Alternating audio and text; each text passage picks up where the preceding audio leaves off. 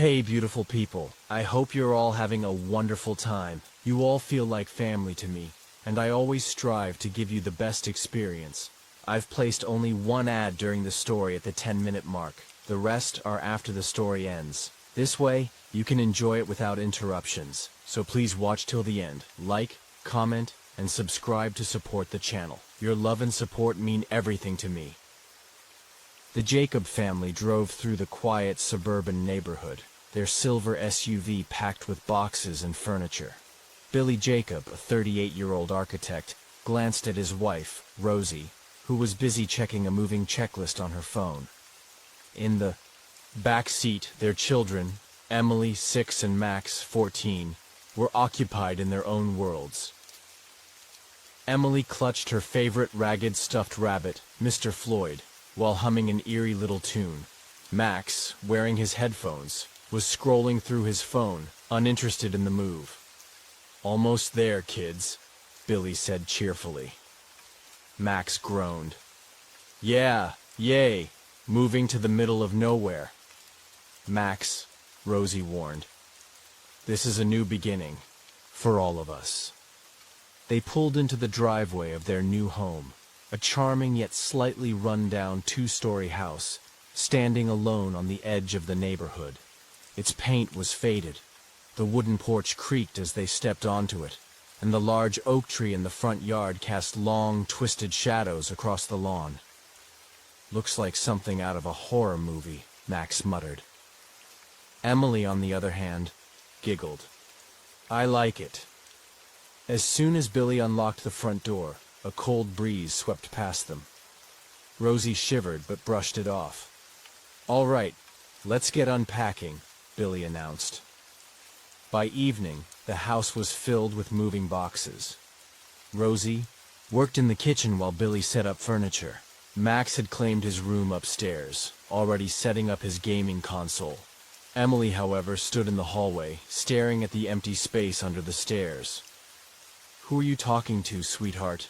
Rosie asked when she saw her daughter whispering. Emily turned and smiled innocently.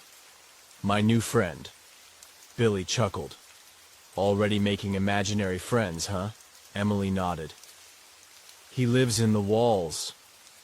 Rosie and Billy exchanged a look. "Oh?" "He told me his name," Emily continued, hugging Mr. Floyd tight. "What is it?" Rosie asked, feeling uneasy. Emily's smile widened. "Demon." Later that night, as the family settled in, an unsettling silence hung in the air. The house creaked, as if breathing. Max lay in bed, playing a horror game on his phone when a whisper slithered through the darkness. "Max." He pulled off his headphones, looking around. His window was shut, and the hallway light flickered under. His door. "Mom?" he called. Silence. Then, he heard soft scratching against the walls. His heartbeat quickened. Swallowing hard, he turned his bedside lamp on and approached the wall, pressing his ear against it. Nothing. He shook his head. Just my imagination. But as soon as he lay back down, the whisper came again. "She's mine now." Max shot up, heart hammering, but the room was empty. Down the hall, Emily was wide awake. Her room was bathed in the glow of the nightlight, but shadows moved unnaturally across the ceiling. Mr. Floyd lay beside her as she whispered, "Are you still here?" A pause. Then, the closet door creaked open, just an inch. Emily smiled. "I knew you would come back." A long, bony hand slowly curled around the edge of the door. Then, a voice, soft, low, and echoing from everywhere at once. "Do you want to play a game, Emily?" She giggled. "Okay." The door swung open completely. Inside, there was no closet, just endless, yawning darkness. By morning, Rosie noticed muddy footprints in the hallway, small ones leading from Emily's room to the staircase. "Emily, were you outside last night?" she asked. The little girl shook her head, spooning cereal into her mouth. "Then where did these come from?" Emily licked her spoon. He was here. Billy laughed. Your imaginary friend? Emily simply nodded. Max rolled his eyes.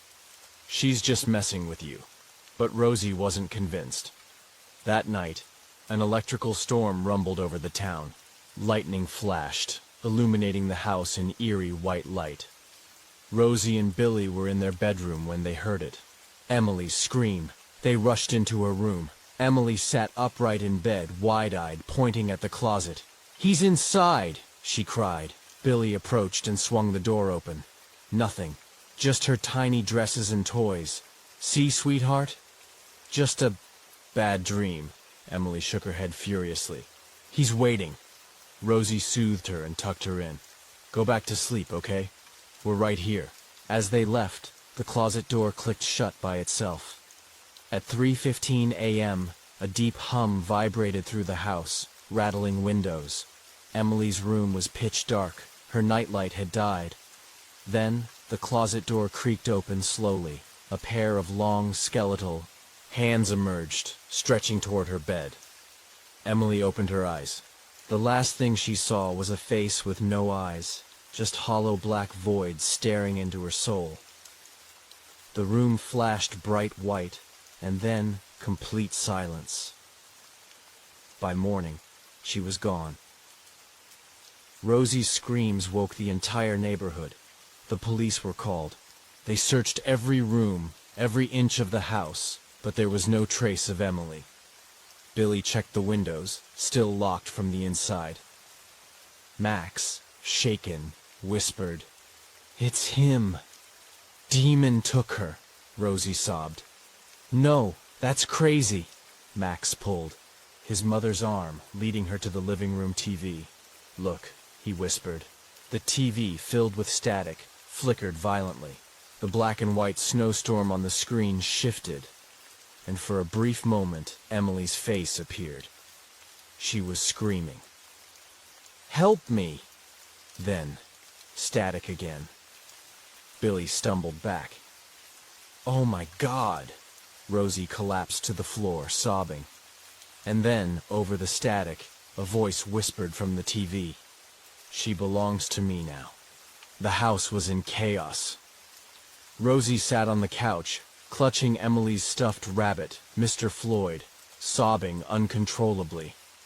Billy paced the living room, talking frantically to the police officers who had taken over their home.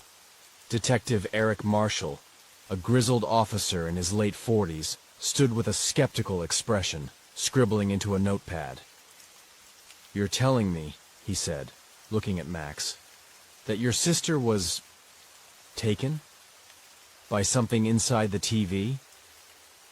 Max clenched his fists. "I know it sounds insane, but I saw it. We all saw it," Marshall sighed, rubbing his temples. "Kid, I've seen a lot of weird things, but people don't just disappear into thin air." He turned to Rosie. "Are you sure the doors and windows were locked?" Rosie sniffled. "Yes. No one came in or out. She was just gone." Another Officer Daniels, whispered something into Marshall's ear. The detective frowned. "No footprints, no forced entry, nothing.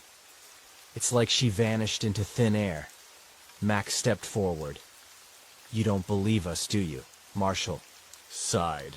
"Right now, I believe your sister is missing, and I'll do everything I can to find her.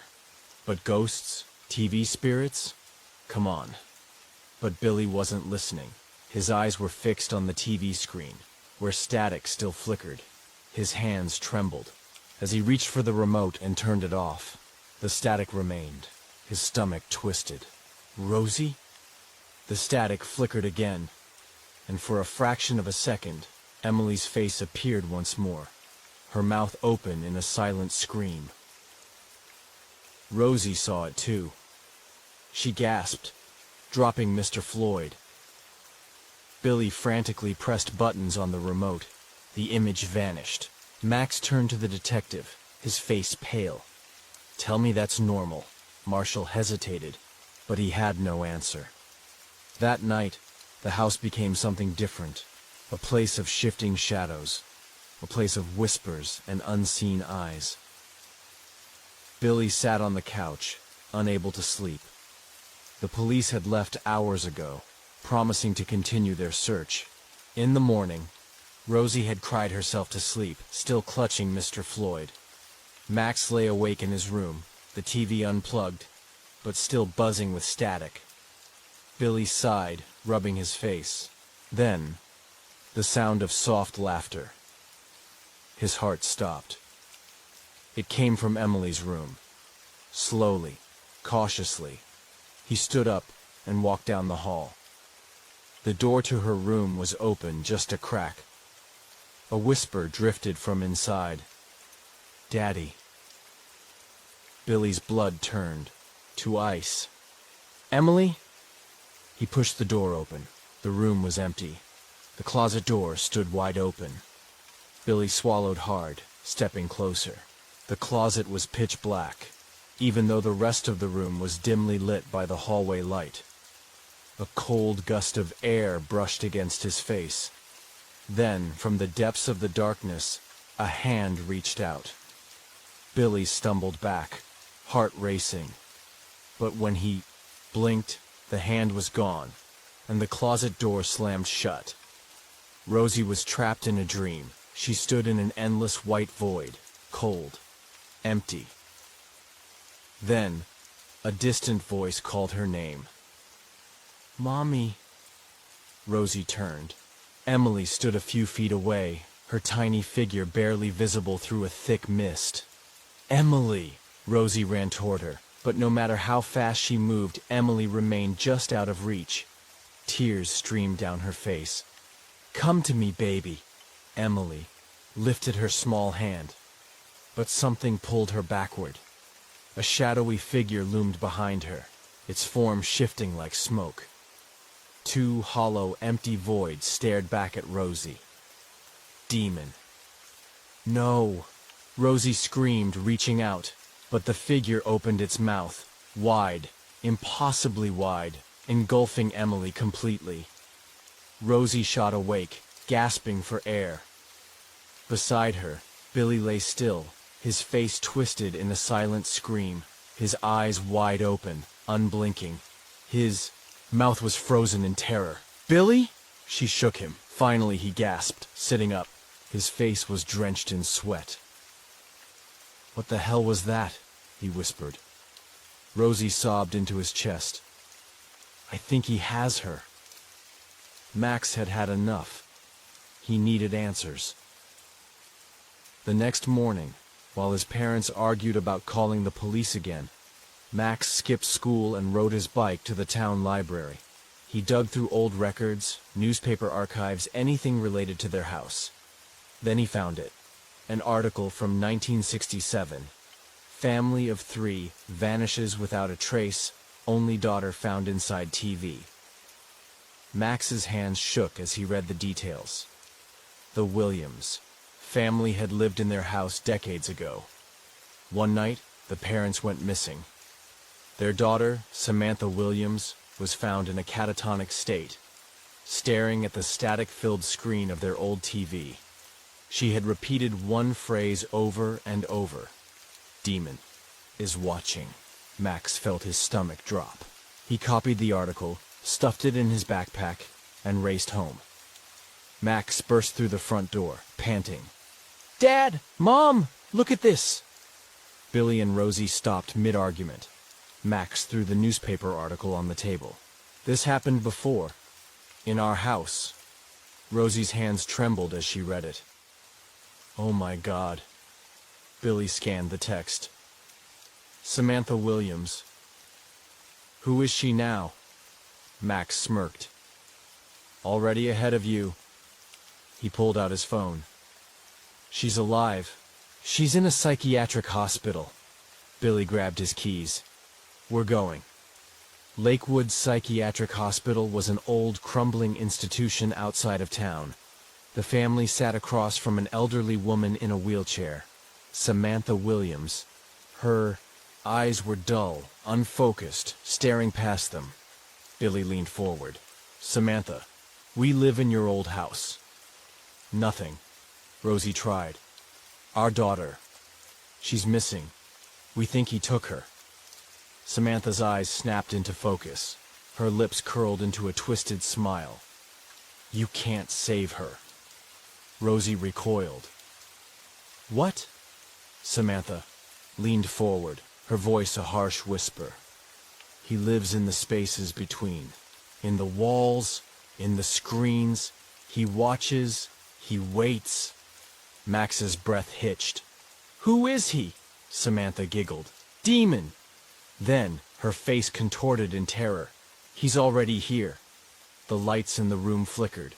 The TV in the corner of the room turned to static, and in the screen, Emily appeared, her eyes wide with horror. Mommy. Daddy. Help. Then, black skeletal hands dragged her back into the darkness. Samantha screamed. The room exploded into chaos, and then the TV went dark. Silence. Billy stood frozen. Rosie covered her mouth, stifling a sob. Max clenched his fists. This isn't over. The ride home from the psychiatric hospital was dead silent. Rosie clutched Emily's stuffed rabbit, rocking back and forth in the passenger seat. Her fingers trembled. Billy drove like he was in a daze, his grip on the wheel tight enough to make his knuckles turn white. Max sat in the back, reading over the newspaper article again, his mind racing. She said we can't save her, Rosie whispered. She said. Billy slammed the brakes, pulling over to the side of the road. She's wrong, he growled. We're getting Emily back. His voice held fury and determination, but deep inside, there was something else. Fear, because he had no idea how. When they returned home, something had changed. The air felt thicker. The house smelled of decay, and the TV was already on, static flickering across the screen. Billy stormed over and ripped the plug from the wall. The TV stayed on. Max's breath caught in his throat. It's him! Suddenly the lights flickered, casting long, twisting shadows against the walls. Then, a whisper, low, rasping. She belongs to me, Rosie screamed. The windows slammed shut. The doors locked on their own. Then Emily's giggle echoed through the house. They turned toward the hallway. Emily stood there, or something that looked like her. Her body flickered, like an old VHS tape struggling to play. Her eyes weren't her eyes. They were empty, hollow. Mommy, she whispered. Rosie took a step forward. Billy grabbed her arm. Rosie, that's not her.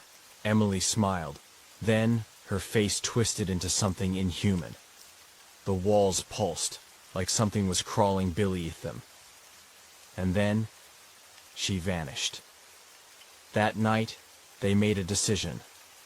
If Demon had taken Emily into his realm, they needed a way in.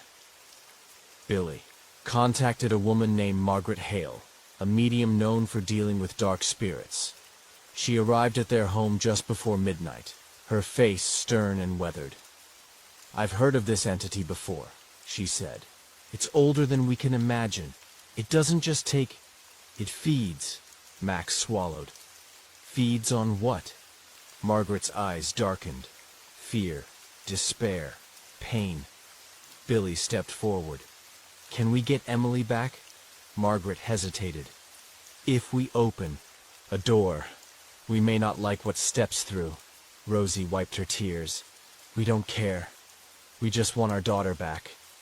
Margaret nodded. Then we begin. She set up black candles in a circle, placing an old silver mirror in the center. Mirrors. And screens. They are his gateways, she explained. If Emily is still in his grasp, she may be able to speak to us. The family held hands, sitting around the candles. Margaret closed her eyes. Then she began to chant. At first, there was silence. Then, the mirror flickered. The TV turned on by itself, and through the static, Emily appeared. Her tiny face was pale and terrified. "Mommy, Daddy?" she whimpered. Rosie sobbed. "Baby, we're here." But then, something moved behind her. A black shape, shifting and writhing like smoke. Demon. His bony fingers reached toward Emily. Margaret's voice rose in urgency. "Emily, listen to me. If you want to come back, you have to—" The mirror cracked. The TV screen shattered, and the candles blew out. The room plunged into darkness. And then, Demon spoke. "You will never take her from me." The family was shaken to the core. Margaret wiped sweat from her forehead. "He's stronger than I thought." Billy punched the wall. "Then we have to find another way." Margaret hesitated. "There might be one way." She turned to Max. "You said the last girl, Samantha, escaped?" Max nodded. "But she was broken." Margaret's lips pressed into a thin line. "Then she's the key. If she got out, then we need to know how." The next day, Max and Rosie returned to the hospital. Samantha was waiting for them, as if she knew they'd come. "You saw him, didn't you?" she whispered. Rosie gripped the table. "Please, tell us how you escaped."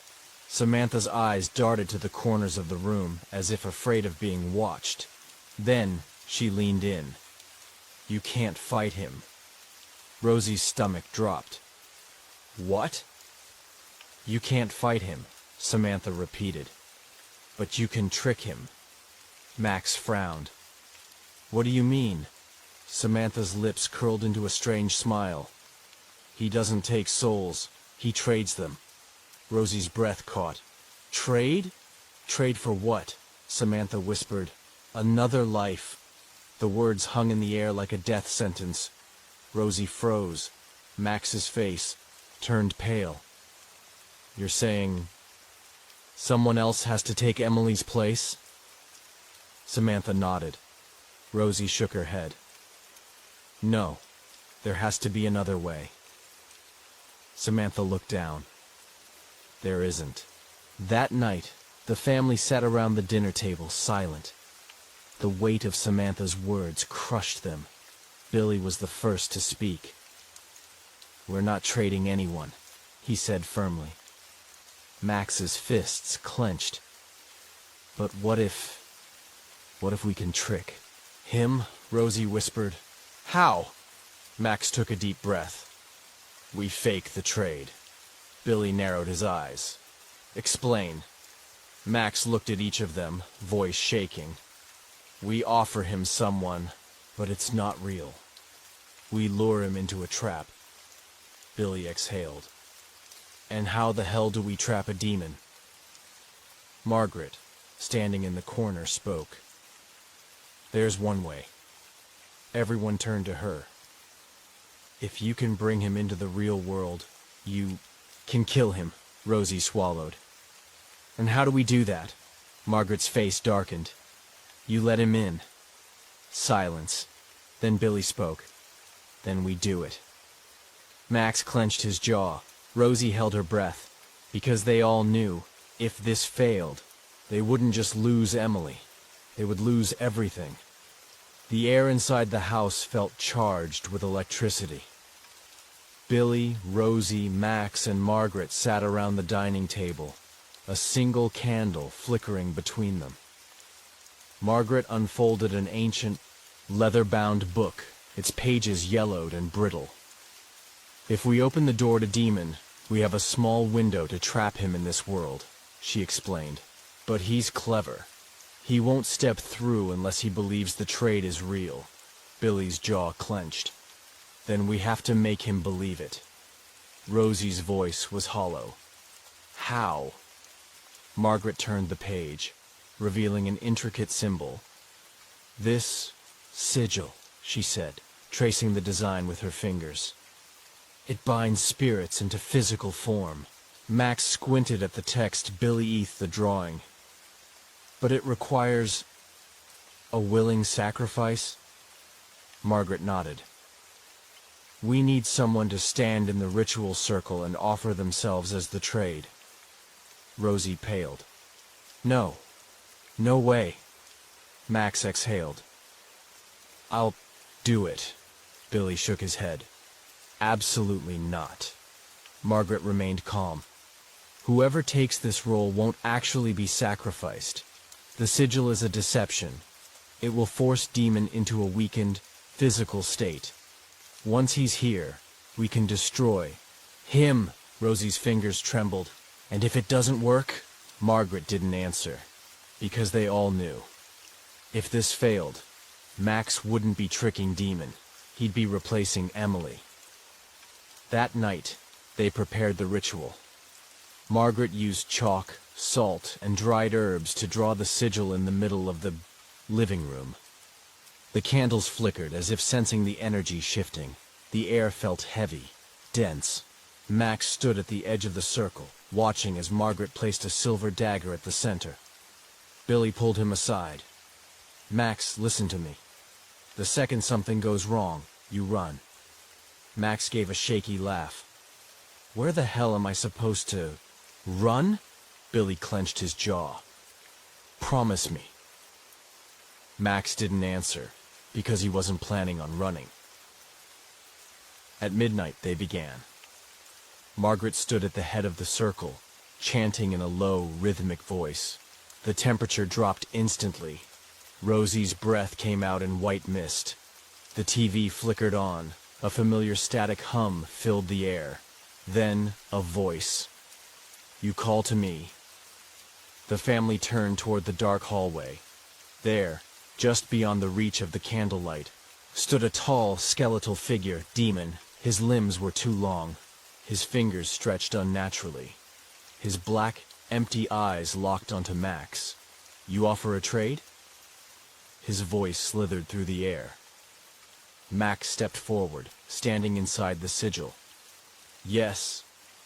Demon tilted his head.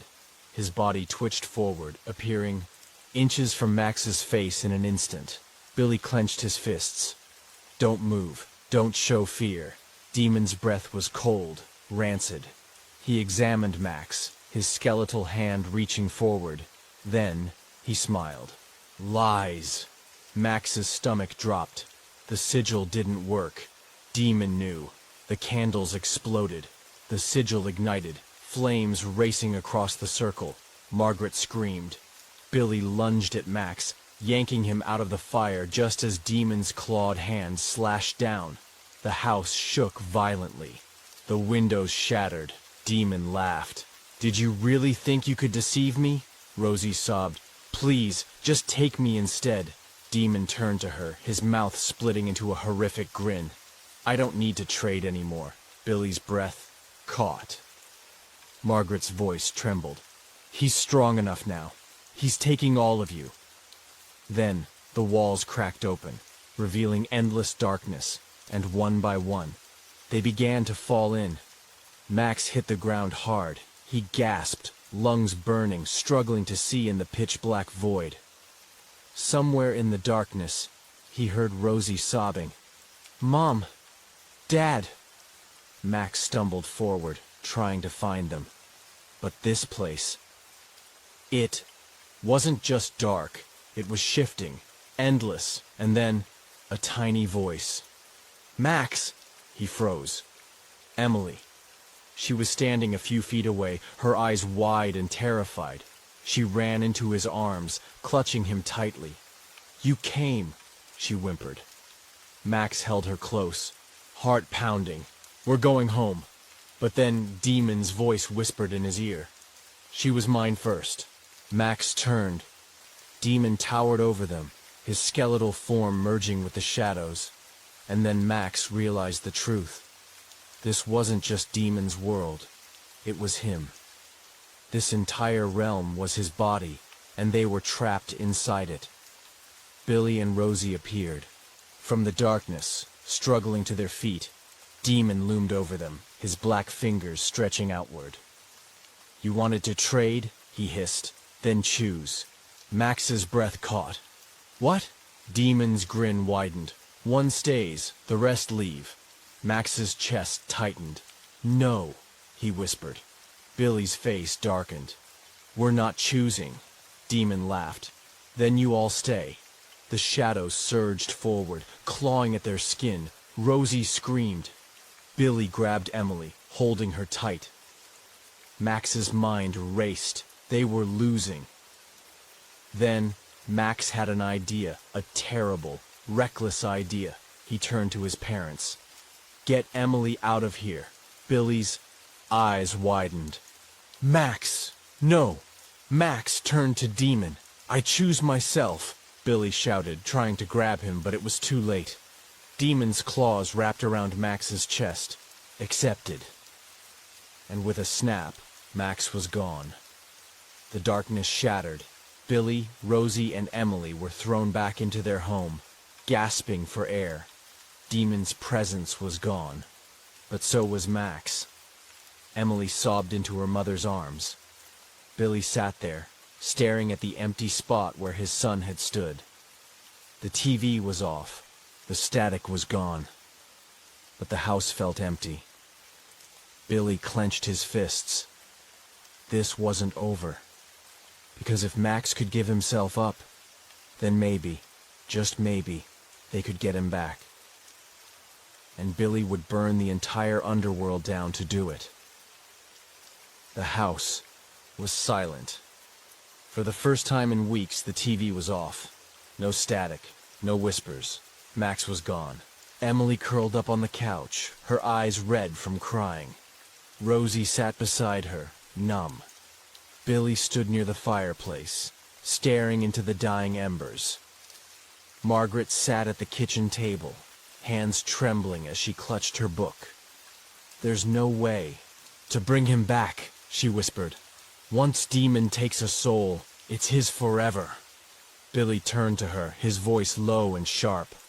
There's always a way, Margaret shook her head. Not one that you'll survive. Rosie finally spoke. We have to try. Margaret exhaled. There is one possibility, she admitted. A reversal ritual, but it's dangerous. More dangerous than anything we've done. Billy's eyes didn't waver. Tell me. Margaret hesitated. Demon has a root, a place where he was first born. If we can find it, we can undo his hold over Max. Rosie frowned. Where is it? Margaret swallowed. You won't like the answer. She pointed to the TV. That place isn't just a realm. It's a doorway, and you'll have to go through it. That night, Margaret prepared the ritual. She drew new symbols around the television, muttering a spell as she sprinkled salt and blood across the screen. Billy and Rosie stood ready, their hands tightly clasped. Emily, despite their protests, refused to leave. Margaret lit the final candle. The television hummed. The static returned. The air grew cold. Then a distorted image flickered across the screen. It was Max. His face was pale, his eyes hollow, his lips moved, but there was no sound. Then a clawed hand appeared behind him. Demon. Rosie gasped. Billy grabbed Margaret's wrist. Do it! Now! Margaret spoke the final words. The television rippled like water, then pulled them in. Billy, Rosie, and Emily hit the ground hard.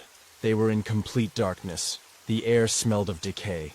The ground beneath them was cold, wet. Where are we? Rosie whispered. Billy's eyes adjusted.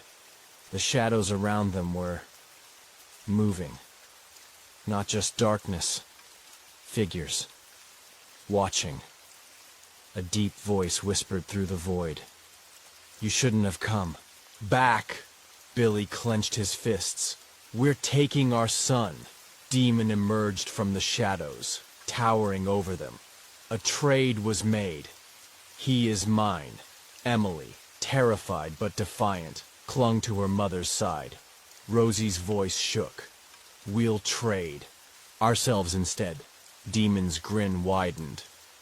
A tempting offer, he hissed. "But I don't need more souls." Billy took a step forward. "Then what do you need?" Demon stilled. Then, he did something unexpected. He laughed. "You still don't understand," Demon whispered. "Understand what?" Billy demanded. Demon took a slow step forward. "Max didn't just sacrifice himself. He became part of me." Rosie's breath hitched. "What?" Demon gestured, and suddenly the darkness shifted. Shapes formed. Around them, a town, distorted and broken. Houses, twisted and crumbling. Then, a school. Billy and Rosie stared. This was their old hometown, the place where they had grown up. "What is this?" Billy whispered. Demon's grin twitched. The beginning. And then, a boy appeared, standing, near the school steps, alone. Billy's stomach dropped, because the boy wasn't Max. It was himself. Billy watched in horror as the child version of himself walked up the steps of the school. Then, he stopped, staring at something invisible. A shadow loomed behind him. "Demon," Rosie gasped. This isn't Max's past," she whispered. "It's yours." Billy felt sick. Memories came rushing back. He remembered this day. It was the first time he had seen the shadow in the hallway. The first time he had heard the whispers.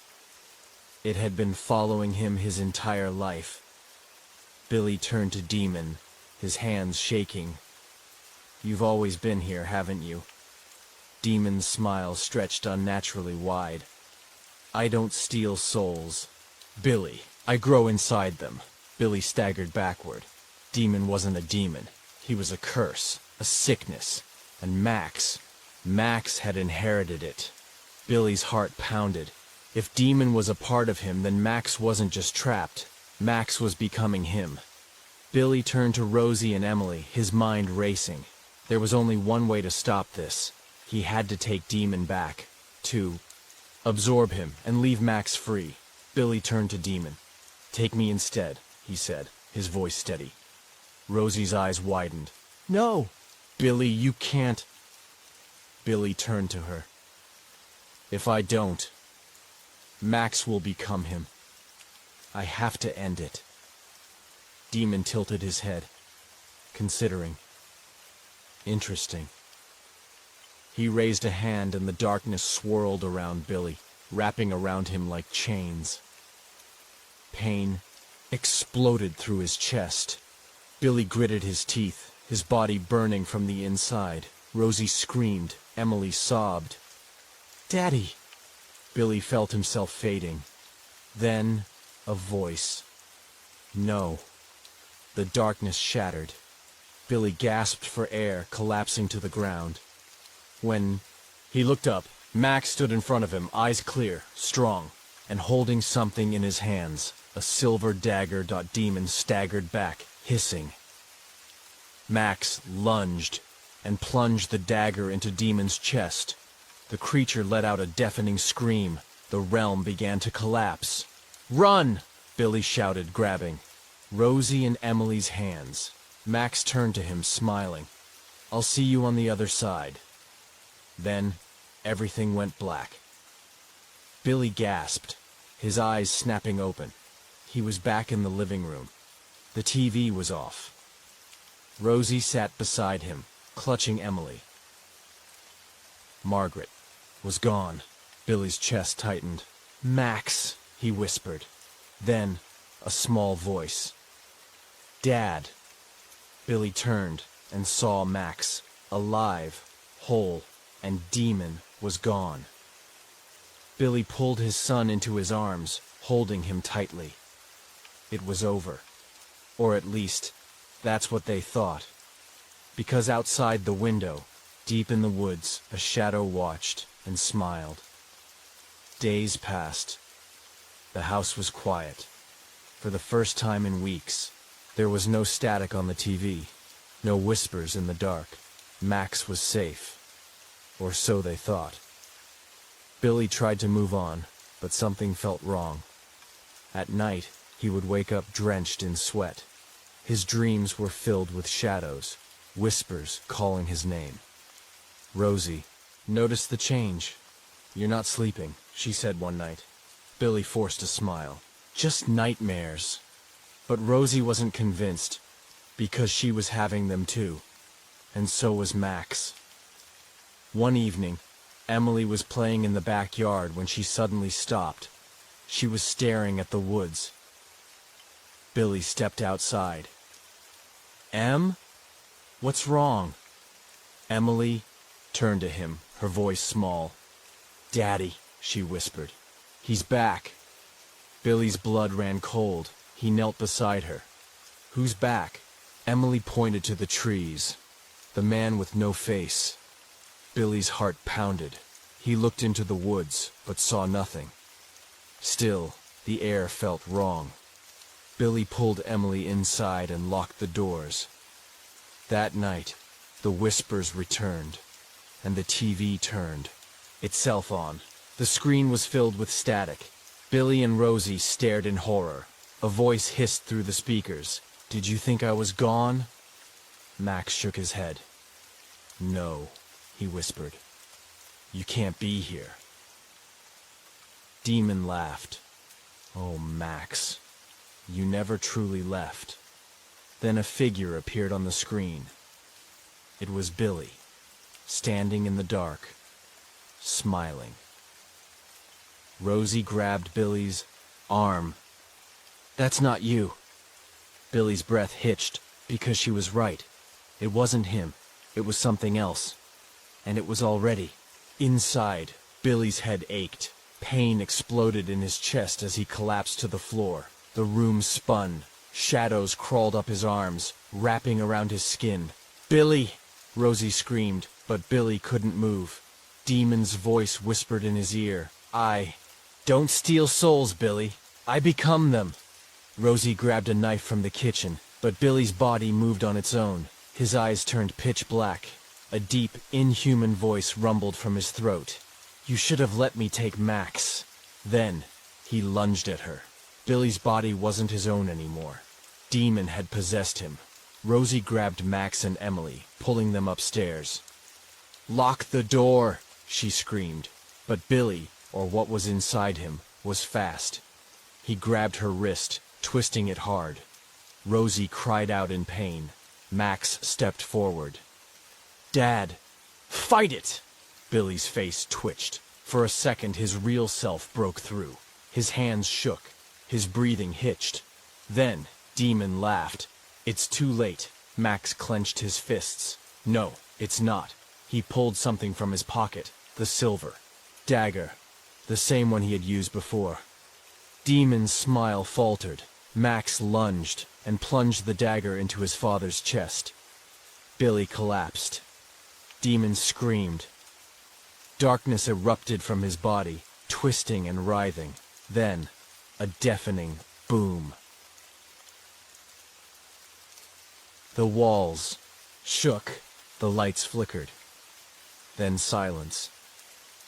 Billy gasped, his eyes flickering open. His real eyes. Rosie dropped to her knees beside him. "Billy," she whispered.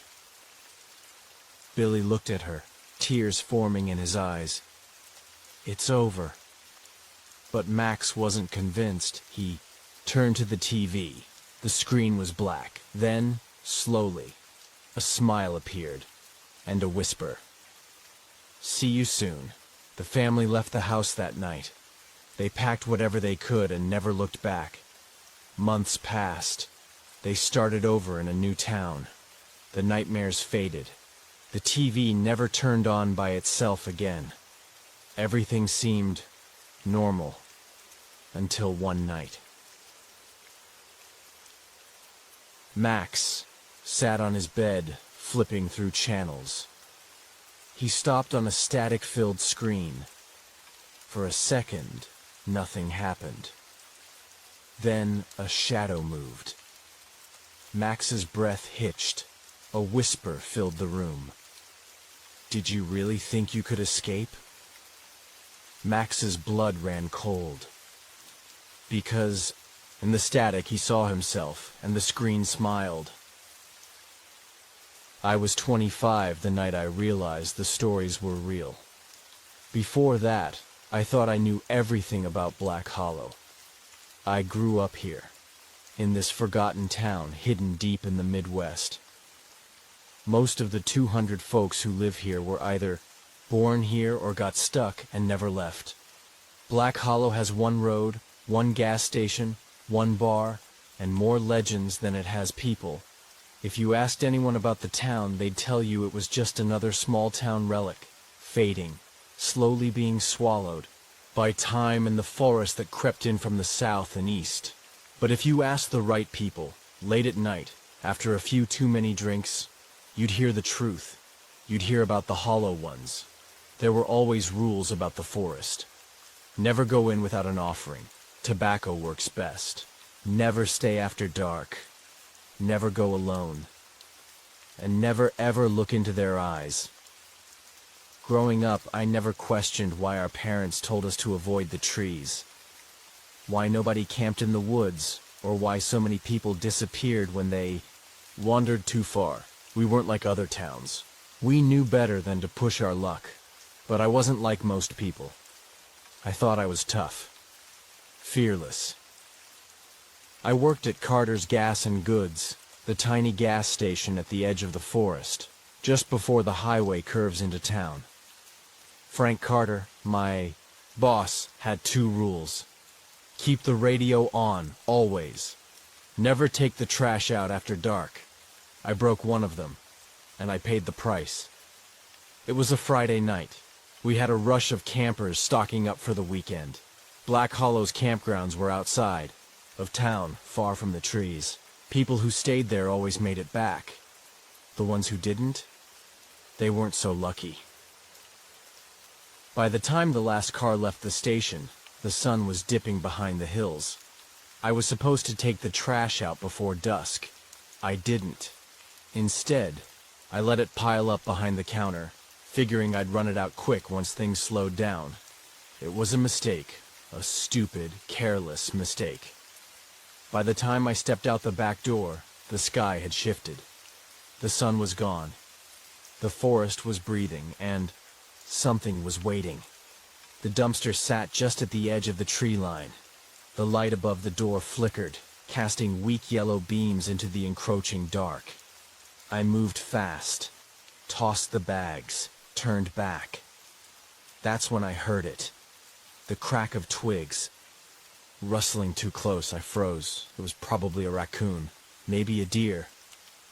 But then, the light above me went out, and I saw them. Shadows. Long. Too long. Stretched out figures that shouldn't have been there, moving between the trees, twisting, watching. The voices started as a whisper, a breath against my ear. Then, more.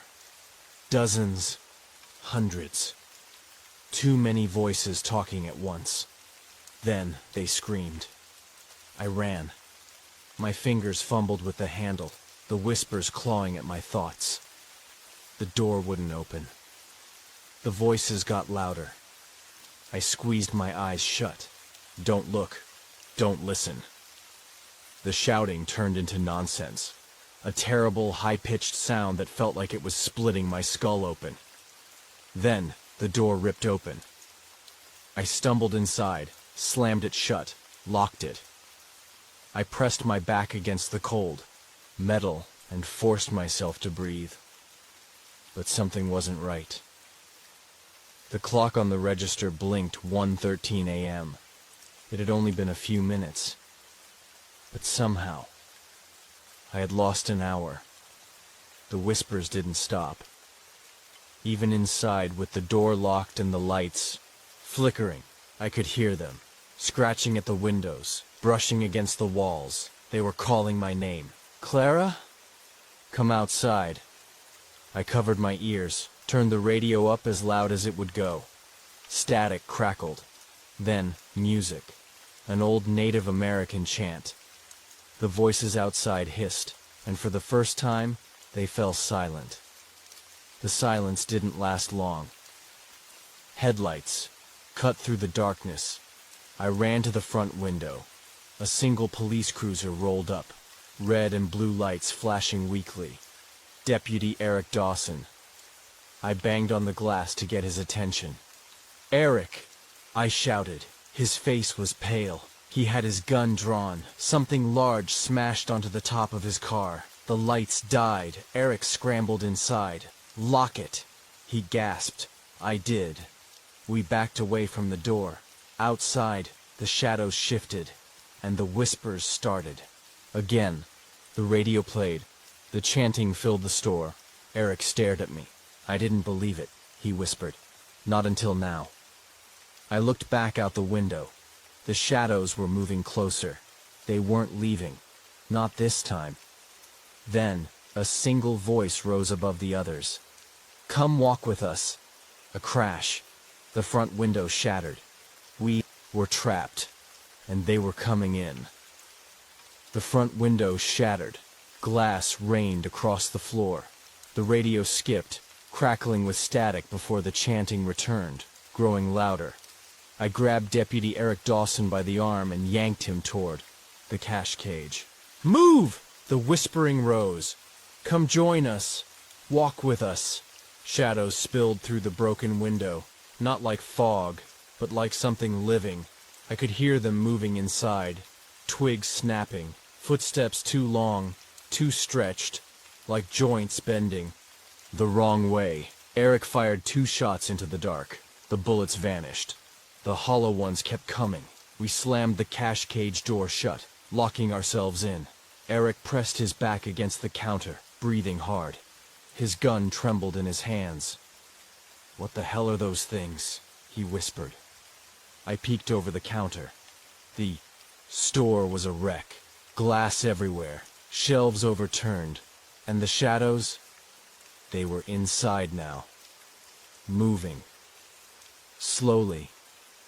They had no faces, just stretched, hollowed-out things, walking without purpose. One stopped right in front of the counter. It twisted its head toward me, and then it spoke. "You've seen us now." I squeezed my eyes shut. Eric grabbed my wrist. "Clara, don't look at them," I hissed. "Whatever you do, don't look at them." Eric grabbed his radio. "Sheriff Harris, do you copy?"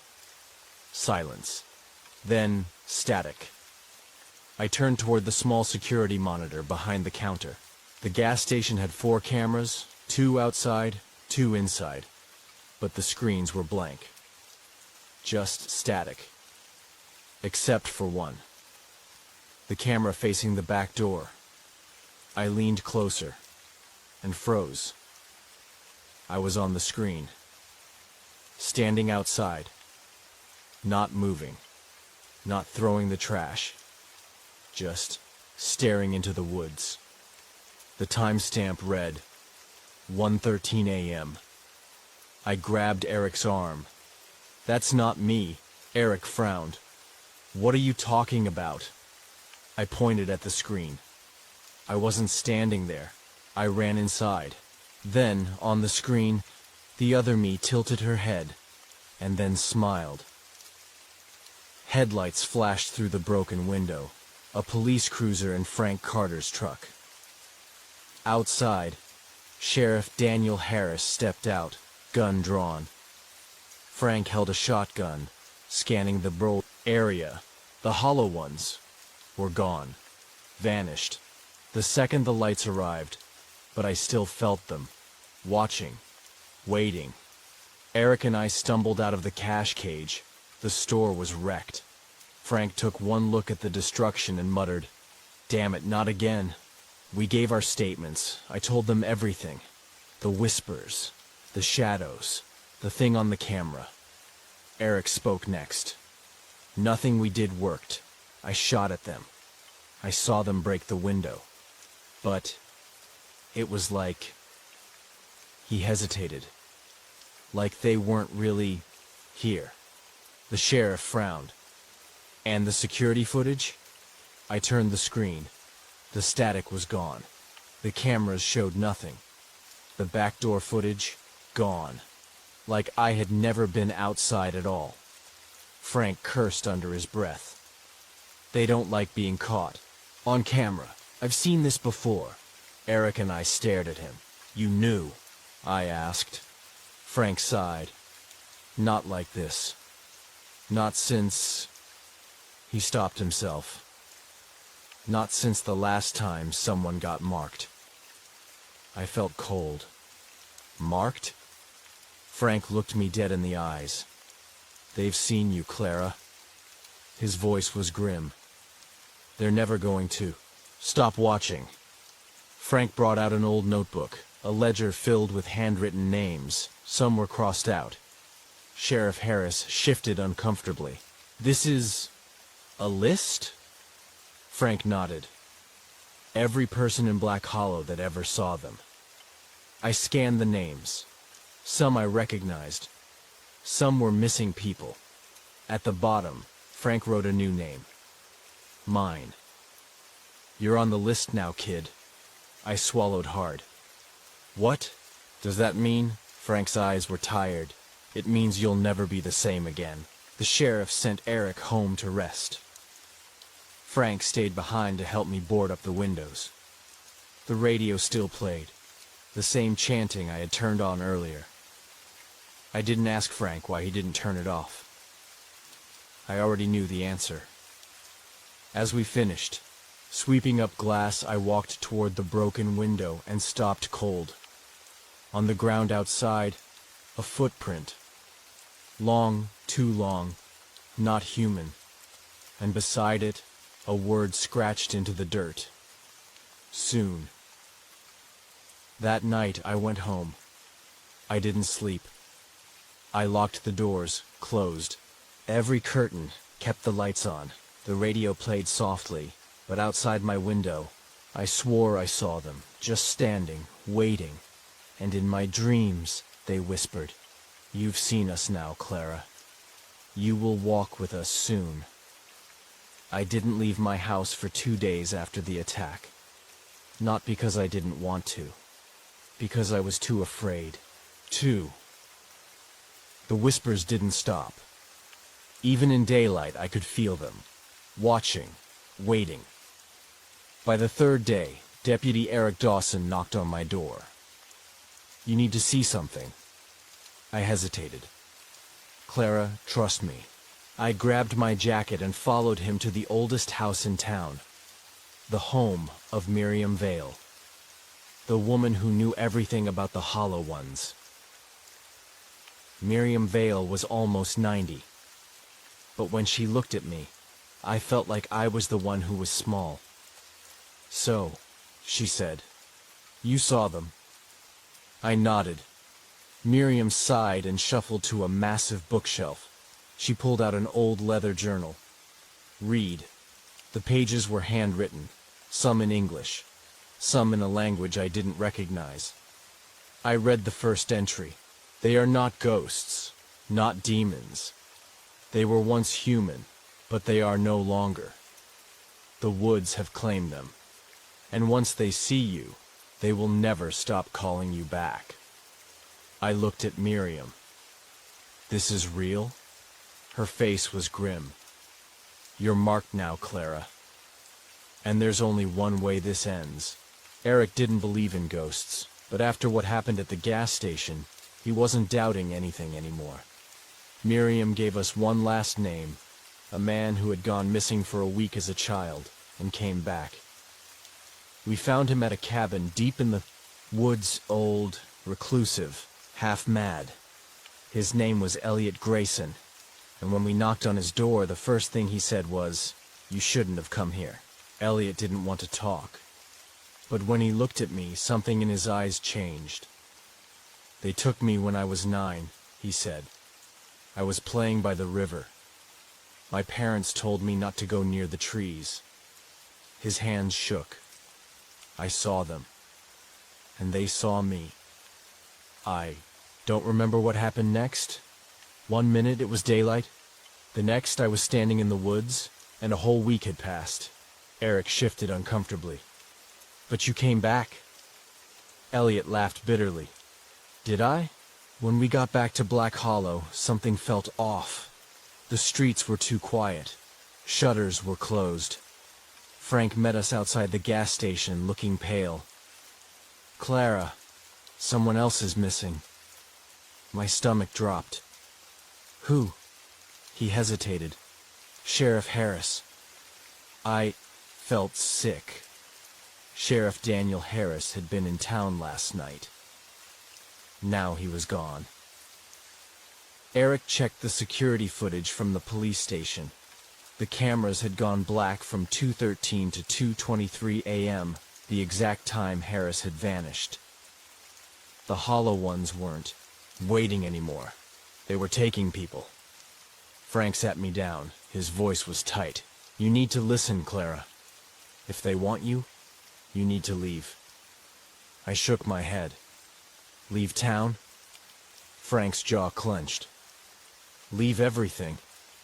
Eric crossed his arms. That's not happening. Frank sighed. Then there's only one thing left to do.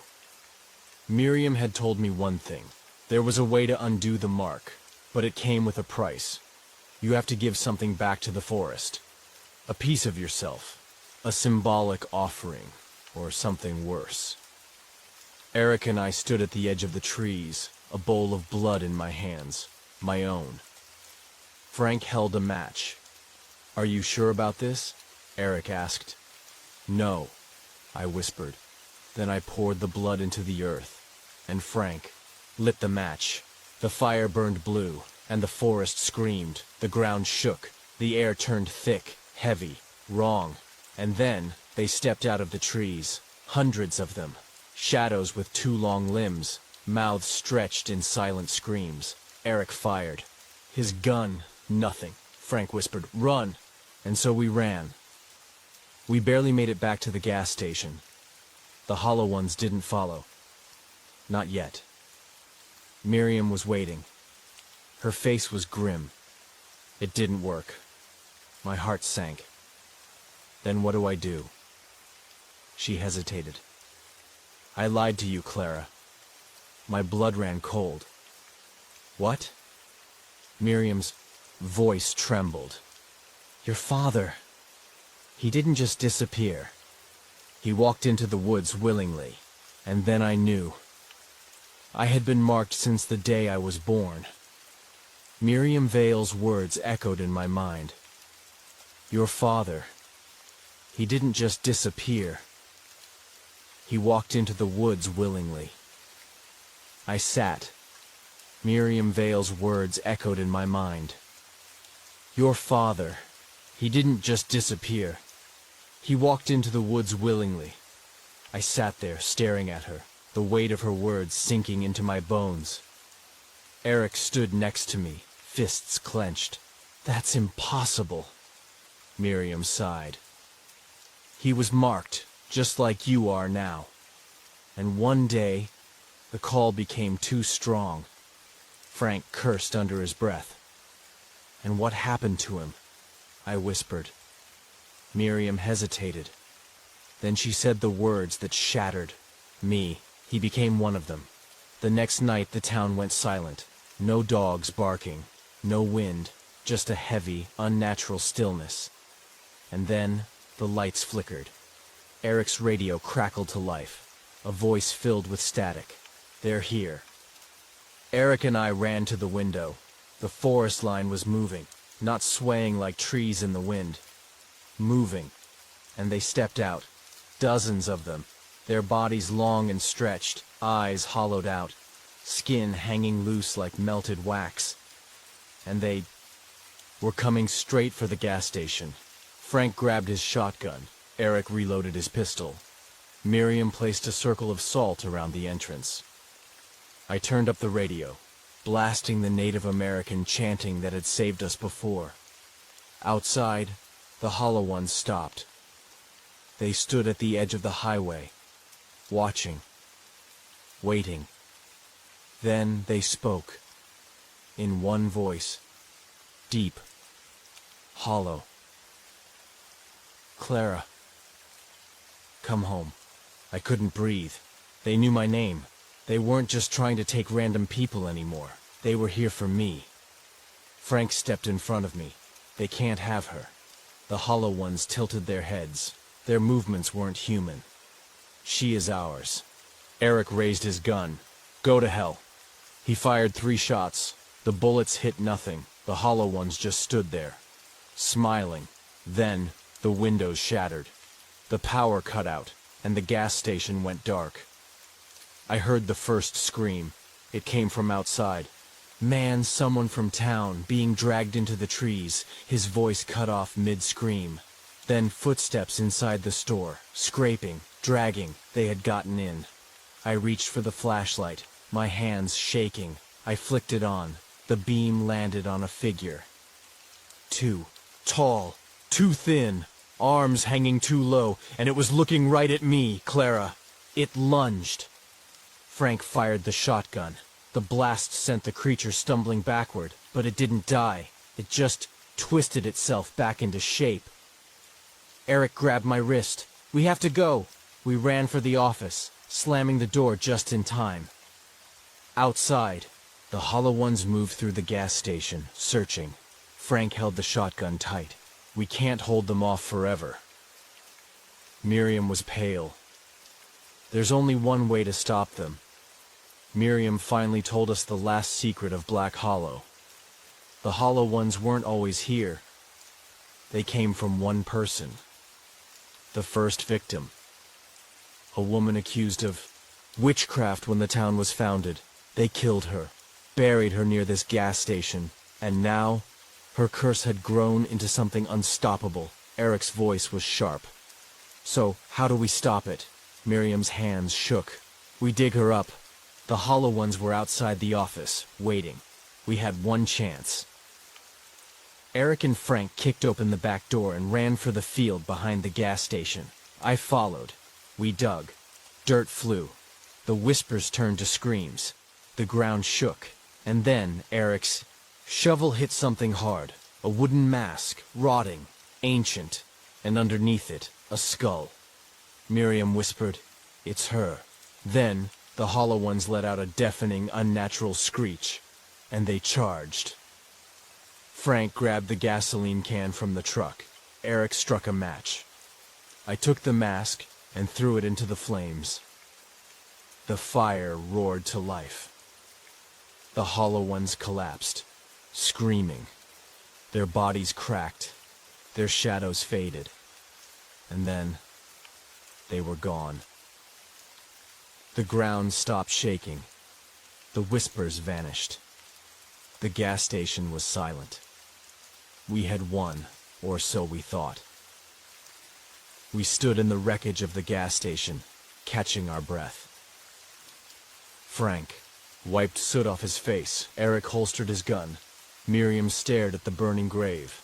Then I heard it, a whisper, right behind me. "You didn't bury me deep enough." I turned and saw my father standing there, his eyes black, his skin cracked, and then he smiled. The fire still burned behind me. The hollow ones were gone, or so I thought. But then, I saw him, my father, standing in the ruins of the gas station. His eyes were black voids. His skin was cracked and stretched like old leather. "Clara," he whispered. "It's time to come home." I staggered back. My hands trembled. "No," I choked out. "You're not real." He tilted. His head. "I never left, sweetheart. I've been waiting for you." The air around him darkened. The hollow ones weren't gone. They had only been waiting for the right moment. And now, they had taken my father. Frank and Eric stepped beside me, guns drawn. Eric's voice was tight. "What the hell is this, Clara?"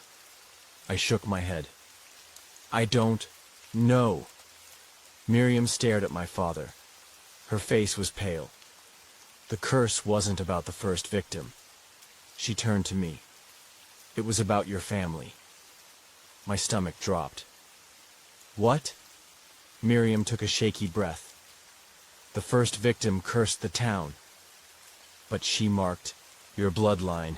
You were always meant to join them. I felt sick, Eric swore. So she was never meant to survive? Frank's jaw tightened. No. They've just been waiting for her to come home. The Hollow Ones rose from the shadows. They surrounded the gas station again. Only this time, they didn't attack. They waited. My father took a step forward. Come with me, Clara. My breath caught in my throat. My whole life, I thought my father had vanished into the woods. Now I knew the truth. He had joined them, and now they wanted me too. Eric grabbed my wrist. We have to go! Frank and Miriam stood beside us, weapons drawn. But it didn't matter. We all knew the truth now. This was my fight, not theirs. My father took another step. You don't belong with them, Clara. You belong with us. For a moment, I felt it. The pull. A deep, aching thing in my chest. Like the forest itself was calling me home. I felt my feet move forward. Then, Frank shouted my name. Eric yanked me back. The moment our hands broke apart, the sky exploded with sound. The siren. The old warning siren, the one at City Hall, roared to life. A sound so loud and sharp it shattered. The whispers. The Hollow Ones screamed, their bodies twisted, shook. My father clawed at his own skin. Miriam gasped. Sound, it weakens them. Frank didn't hesitate. He ran into the gas station and cranked up the radio. The chanting filled the air. The Hollow Ones began to fade. But my father, he just stared at me. This isn't over, Clara. Then he vanished, and the forest fell silent.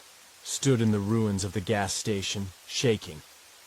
The town siren fell silent. Frank lowered his shotgun. Eric ran a hand down his face. Jesus Christ. Miriam let out a ragged breath. We bought ourselves time. But we all knew the truth. The Hollow Ones weren't gone. They had just lost their chance to take me. For now. I looked toward the tree line. And for a moment, I swore I saw my father watching. Then he was gone. The town cleaned up the mess. Sheriff Harris was never found. Frank decided to sell the gas station. He wasn't staying in Black Hollow, and neither was I. Eric met me at the edge of town. You sure you want to leave? I nodded. If I stay, they'll come back. You don't have to do this alone, Clara. I gave him a sad smile. You don't get it, Eric. I was never meant to leave. I'm running on borrowed time. Then I got into my car and drove away. I drove for hours. The trees became highways. The town became a memory. For the first time in my life, I thought I was free. But then my radio crackled. Static. Then a voice. You can't run forever, Clara. My hands tightened. On the wheel and in my rearview mirror, I saw my father, smiling. I drove for hours. The highway stretched long and empty, the neon glow of gas stations passing like ghosts in the night. I should have felt safe, but I didn't. The static on the radio wouldn't stop. It had started as a faint hum. Then, a whisper. You can't run forever, Clara. I turned the radio off. But the whisper didn't stop. I stopped at a motel just outside of the next town. The air was heavy. The sky too dark. I told myself I was just tired. That the shadows outside my window weren't watching me. That the whispering wasn't getting closer. Then, at exactly 1:13 a.m., I woke up. Something was standing at the foot of my bed. Tall, too tall, its mouth too wide, and it smiled. I blinked, and it was gone. I left the motel at dawn, tired, shaken, driving endlessly, hoping that if I kept moving, they couldn't find me. But the signs were everywhere. On the highway, I saw a figure standing in the distance, a man too thin, arms too long. He didn't move, didn't blink, just watched. I passed him. Then, 20 miles later, I saw him again, standing closer this time, waiting. I found myself back at Miriam's house. I didn't remember choosing to come here, I just arrived. She opened the door before I could knock. I knew you'd be back. I stepped inside, my voice shaking. Miriam, I think they're still following me, she nodded. They never stopped. Miriam led me to her basement. Dusty books, old relics. She pulled out a wooden mask, the same one we burned at the gas station. But here it was, whole, untouched. They don't just haunt places, Clara. They haunt people. And you were theirs before you were even born. That night I dreamt of my father. He stood in the woods, waiting. You can't run from what's inside you, Clara. His voice was soft, almost sad. You were never meant to escape. I reached for him. For a second, I saw his old face. Before the darkness, before the curse. Then his eyes turned black again, and I woke up screaming. Miriam had one final idea. If you want to end this, you have to go back. Back where? I asked. Her eyes were dark. To where it all started. The forest. She nodded. But not just anywhere. She pointed to a map, a place deep in the woods, marked in red ink. You have to go to the first hollow. Eric and Frank didn't want me to go alone. We're coming with you. I didn't argue. Because, deep down, I knew I wouldn't make it back alone. We packed what we could. Guns, lanterns, a radio playing the chanting on loop. Then we walked into the trees, and the trees swallowed us whole. The forest grew darker. The path vanished. Then we saw it, a clearing in the trees. The air felt thicker here, like stepping into a place that shouldn't exist. In the center, a hole in the earth, a pit, deep and black. Frank whispered, "Is that it?" I nodded.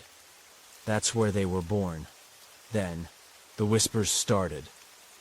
The hollow ones crawled from the pit, hundreds of them. Silent, smiling. Their eyes locked on me. I felt it again. The pull. My father stepped forward. "It's time, Clara." Eric raised his gun. Frank lit a match, and Miriam whispered, "Bury them." We threw the gasoline. The flames roared to life. The hollow ones screamed. For the first time they felt pain. They burned, and my father, his face twisted. In agony, I saw him reach for me, not as a hollow one, but as the man he used to be. "Clara, let me go." And then he was gone. The fire burned for days. By the time it stopped, the pit was gone. Miriam sighed. "They won't come back now." Eric put a hand on my shoulder. "You did it." Frank nodded.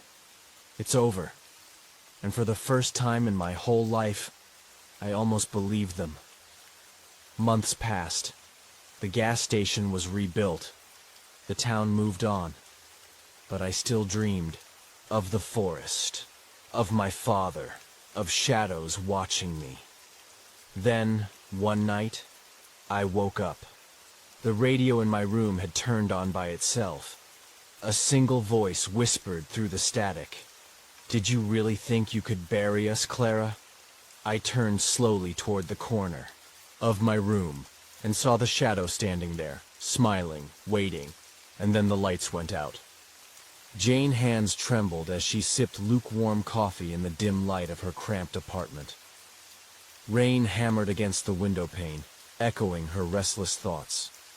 For weeks, Jane, a determined investigative journalist with a knack for uncovering the macabre, had received anonymous tips about unexplained phenomena in the remote town of Black Hollow. Now, a cryptic email had arrived with the subject line, "They are coming, and you must witness it."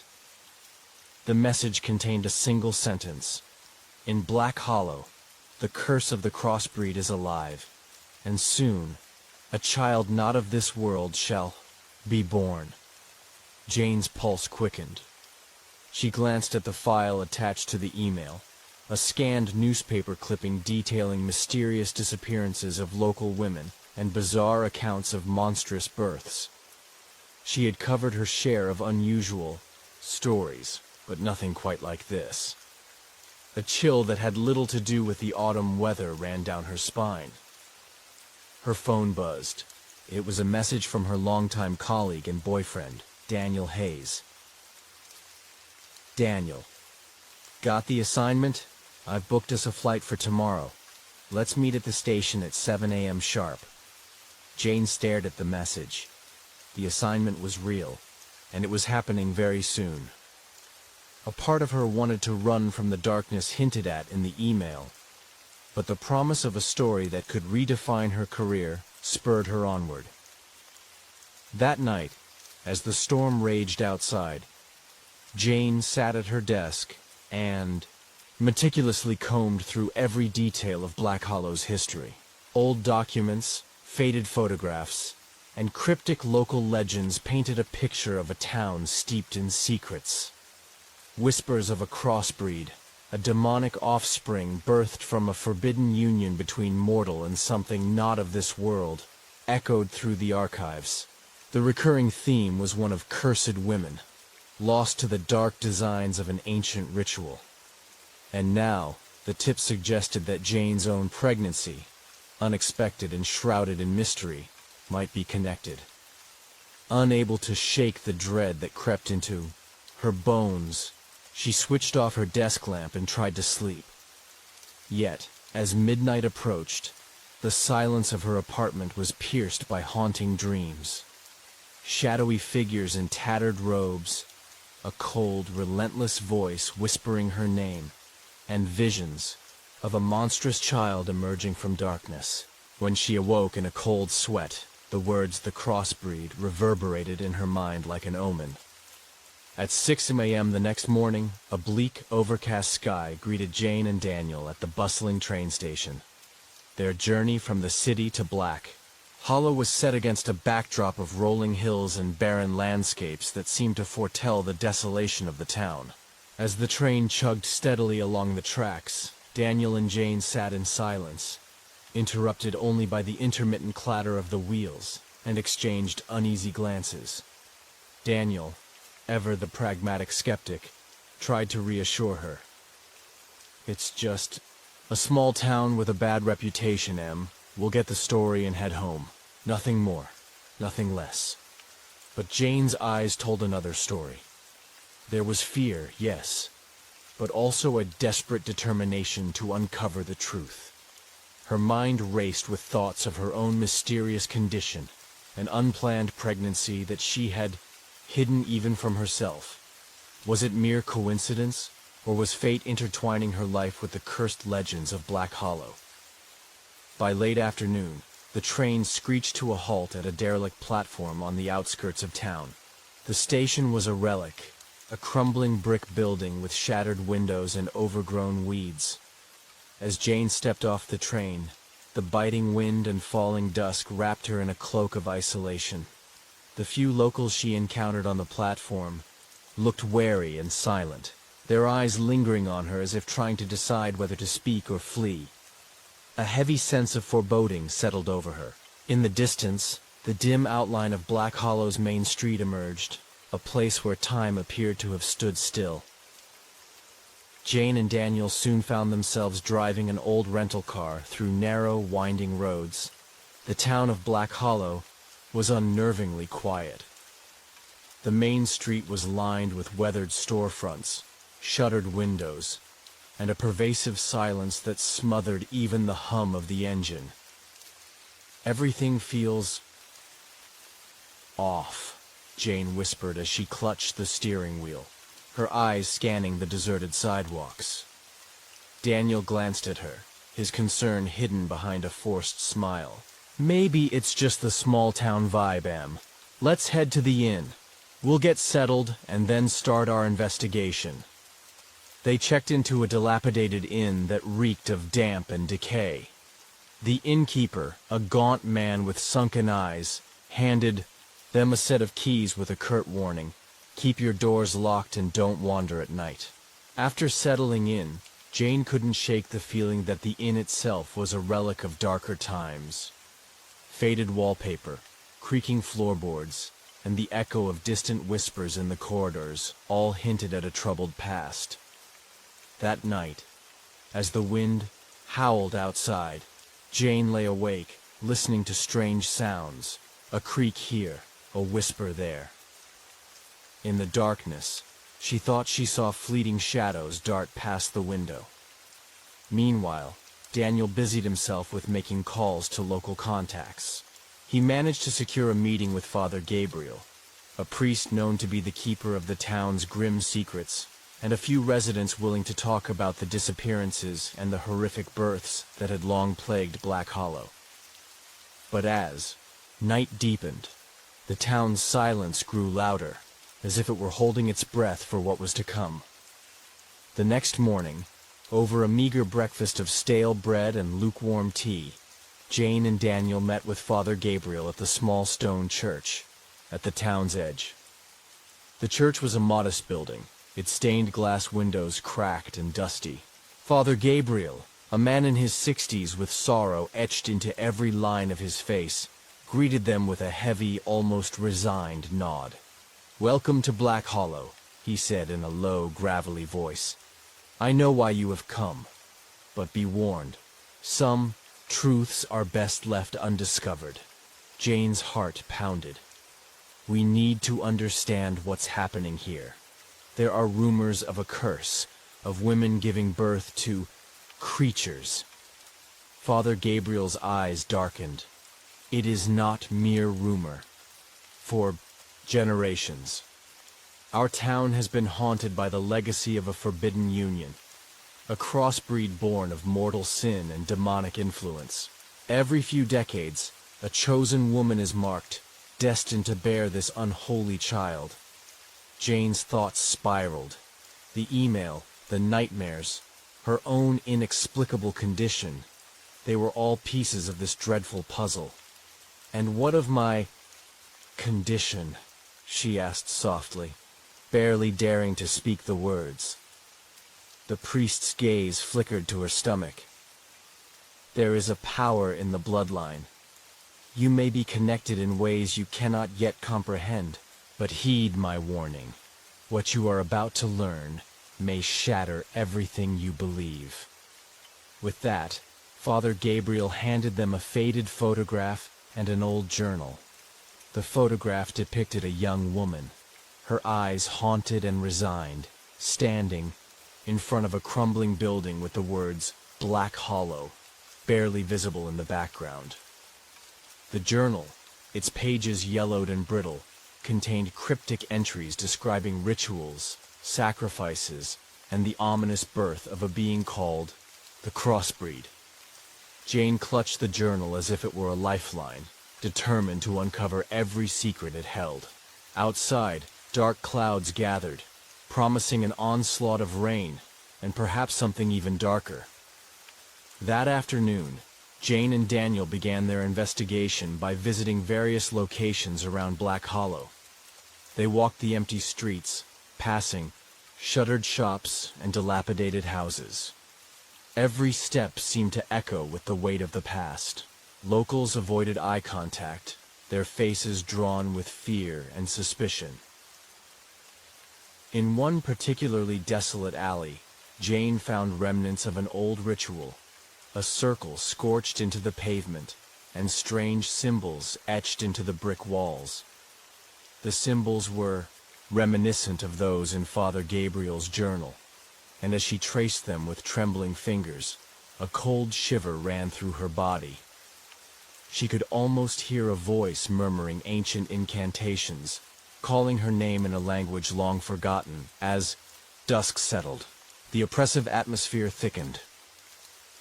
Daniel suggested they return to the inn to gather their thoughts and review the evidence. But as they walked back, Jane began to notice unsettling details.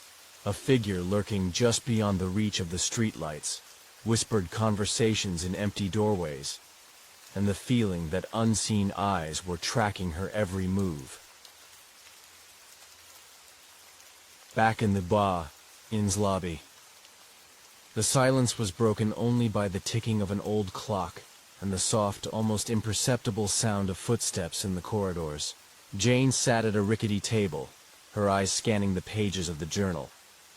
Each entry detailed ritualistic practices, the cyclical nature of the curse, and a prophecy foretelling the coming of a child of darkness, whose birth would either doom the town or, if stopped, might break the cycle entirely. A sudden, sharp knock on the door jolted her from her reading. Jane's heart raced as she slowly approached the door and peered through the peephole. There was no one there, only the dim light of the hallway and a fleeting shadow that disappeared as quickly as it had appeared.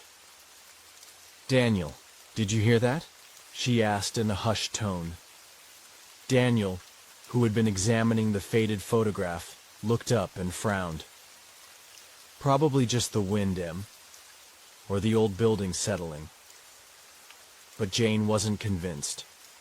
A primal fear, something deep and instinctual, told her that Black Hollow was far more sinister than it appeared on the surface.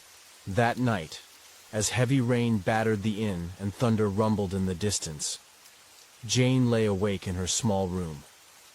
The journal rested on her bedside table, and her mind churned with thoughts of the curse, of the ritual, and of the possibility that she was the next target. In the darkness, she could swear she heard the soft sound of a lullaby, a haunting melody that carried both a promise and a threat. Sleep eluded her as images of a monstrous, otherworldly child danced in her mind. In her dreams, she saw a figure in a dark cloak, its face obscured by shadows, reaching out with skeletal hands to claim her. She awoke with a start, heart pounding, the faint echo of the lullaby still lingering in the air. Morning would bring answers, or perhaps only deeper questions. For now, Jane knew one thing with absolute certainty. Black Hollow was no ordinary town, and the assignment was far more dangerous than she had ever imagined.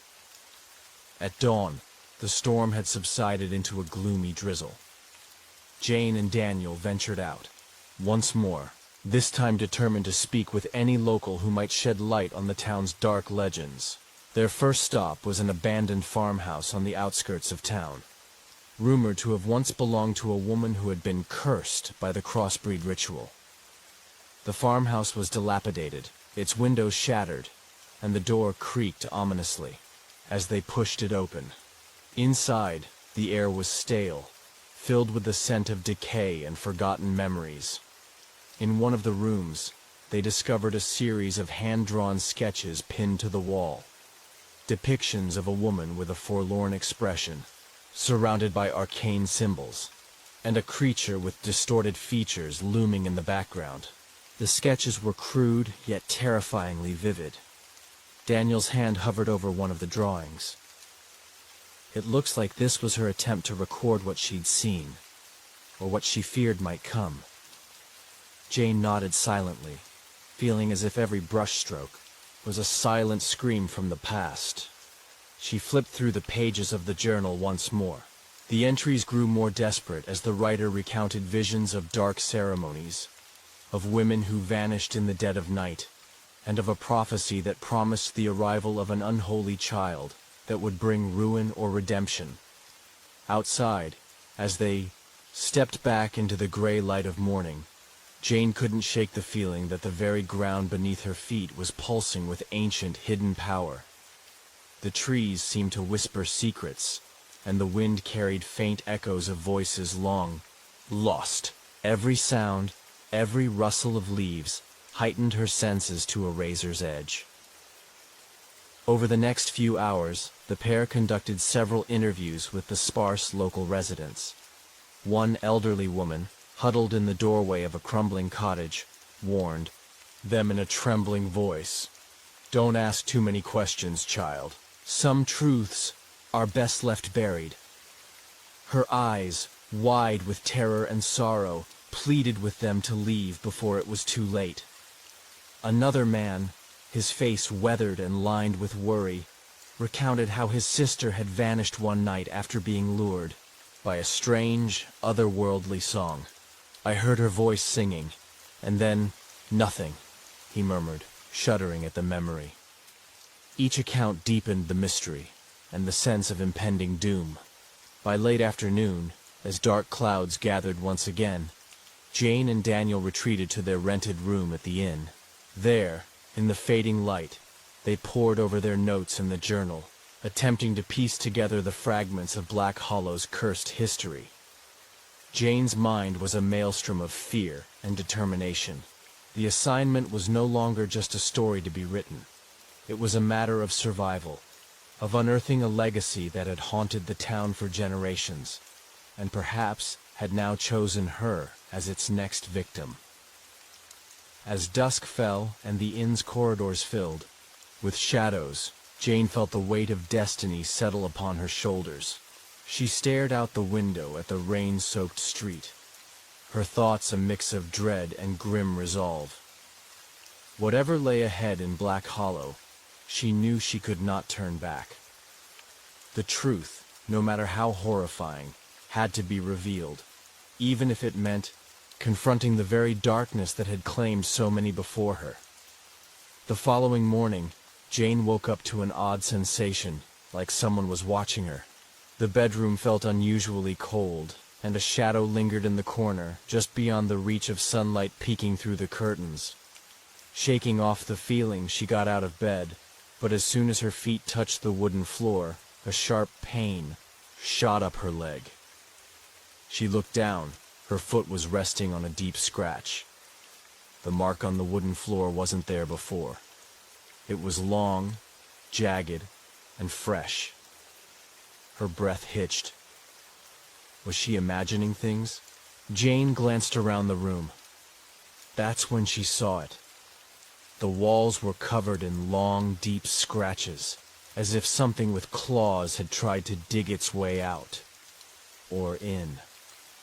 Her heartbeat pounded in her ears. Had someone broken in? But the doors were locked. No windows were open. She stumbled backward, reaching for her phone to call Daniel, but before she could, something whispered her name from the darkness near the closet. "Jane." It was a distorted, breathy voice. She spun around, but no, one was there. Later that evening, Daniel arrived home to find Jane sitting in the kitchen, pale and shaken. She told him about the scratches, the voice, and the strange coldness in their bedroom. Daniel frowned. "You were probably just half asleep, Em. You know how our minds play tricks when we wake up suddenly." But Jane wasn't convinced. "Then, explain the scratches on the wall?" Daniel hesitated. "Maybe old wood, expansion." He was trying to be logical, but when he walked into their bedroom and saw the deep claw marks along the walls, his face turned pale. This wasn't here, before. His voice trailed off. A sudden loud thud echoed through the house, followed by a slow, creaking noise. Both of them turned towards the sound. The basement door had swung open. Daniel grabbed a flashlight and hesitantly walked toward it. The air was icy cold near the entrance. A strange smell of damp earth and something rotten drifted upward from below. Jane followed behind, gripping his arm. "Don't go down there," she whispered. Daniel swallowed hard. "We need to check the Stairs groaned under his weight as he took slow, careful steps downward. The basement was pitch black, and the light from his flashlight barely cut through the dense darkness. Suddenly the door slammed shut behind them. A deep, guttural growl echoed through the basement. Jane screamed and reached for the door handle, yanking it hard, but it wouldn't budge. Daniel swept the flashlight across the basement. His breath hitched as the beam landed on something lurking in the farthest corner. It was tall, its limbs long and contorted, with fingers that ended in sharp claws. Its face was hidden in the shadows, but two glowing white eyes stared directly at them. It moved, a jerky, unnatural twitch, like it was struggling to stand properly. Daniel grabbed Jane's hand and bolted up the stairs, ramming his shoulder against the door until it burst open. They stumbled into the hallway, slamming the door shut behind them. The entire house shook. A terrifying growl erupted from the basement, and something slammed against the door from the inside. Jane and Daniel ran into the living room, gasping for air. Daniel locked eyes with Jane. "What the hell was that?" Jane whispered, voice shaking. "I don't think we're alone in this house." That night, Jane had the worst nightmare of her life.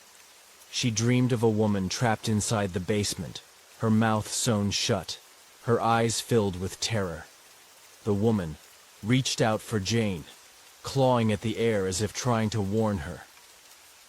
Behind the woman, the shadowy creature loomed, its fingers curling around her neck. Jane woke up gasping for air, her heart racing. She turned to shake Daniel awake, but Daniel was already sitting up, staring at the bedroom door. His face was pale. His hands were trembling. Jane followed his gaze. The door was slowly creaking open, inch by inch, revealing a pitch-black hallway beyond.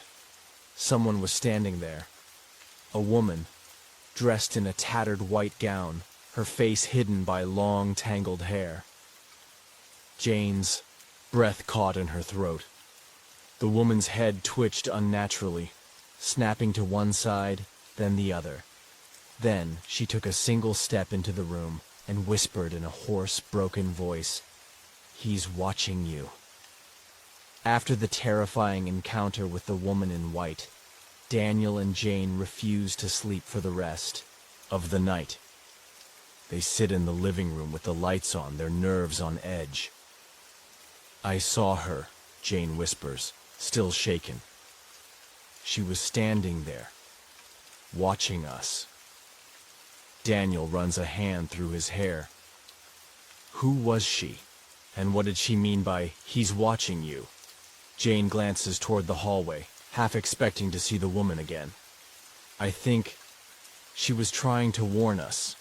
The air in the house feels thicker, heavier, as if something unseen is pressing down on them." Then, out of nowhere, tap, tap, tap. A faint knocking sound echoes through the house. They freeze. The sound is coming from inside the bedroom. Daniel slowly stands up, his fists clenched. "We have to check." Jane grabs his arm. "No! What if it's her?" Daniel swallows hard. "We need to know what's going on, Jane. We can't keep hiding from it." He walks toward the bedroom, every step slow and hesitant. Jane follows, her breath shallow. As soon as Daniel reaches for the doorknob, silence. The knocking stops. Daniel pushes the door open. The room is empty, but the air is ice cold. And then suddenly, a whisper. So many whispers, hundreds of voices whispering at once, overlapping, growing louder and louder, until it becomes an unbearable screeching sound. Jane screams and covers her ears. Daniel stumbles backward as the closet door slams open on its own. Inside, there is nothing, but the whispers do not stop. They hear it coming from the walls. The house is alive. Jane and Daniel spend the next day at a motel, too terrified to return to the house. Daniel starts researching the history of the property. That's when he finds something disturbing. The house was built on the ruins of an old settlement, and every single family that lived there before them vanished. Jane refuses to go back, but Daniel insists they need to confront whatever is inside the house. But as soon as they drive back, something feels different. The house looks darker. The windows are black, like empty voids.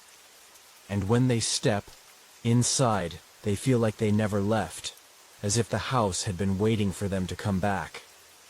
The air is thick with whispers again, calling their names softly, luring them deeper inside. Daniel clenches his jaw. We need to go back to the basement. Jane's eyes widen. Are you insane? Daniel shakes his head. That's where it all started. That's where we'll find the truth. Jane hesitates, but deep down, she knows he's right. They descend the basement stairs, their flashlight flickering. The deeper they go, the colder it gets. The walls are damp now, covered in something dark and sticky. As they reach the bottom, Daniel's flashlight shines on something buried in the dirt floor, a wooden box, half rotted and covered in dust. Daniel kneels and begins digging it out. Jane shivers. Daniel, I don't think we should be a bang. The basement door slams shut on its own. A low growl echoes in the darkness. Jane whimpers, grabbing Daniel's arm. Something's down here with us. Daniel's breathing is shallow, but he forces himself to pry open the box. Inside, there's an old leather-bound journal and something else. A human jawbone. Jane chokes on a scream, backing away as the whispers become deafening. Daniel flips open the journal.